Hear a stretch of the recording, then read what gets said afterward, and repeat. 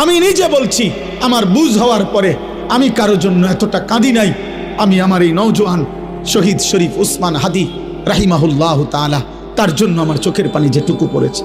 আমার শায়েখ আল্লামা মুফতি মুশতাকুন নবী কাসিমি, আমি তাকে দেখছি বাচ্চার মতো অজরে কাঁদছে।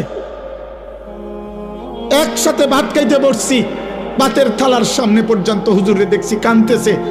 কয় মাওলানা, আমি তো ছেলেটারে ভুলতে পারছি না। আজকে তোমরা দেখছো, সারা পৃথিবী দেখছে, একজন 33 বছর বয়সের যুবক। এই যুবক ইমানদার ছিল।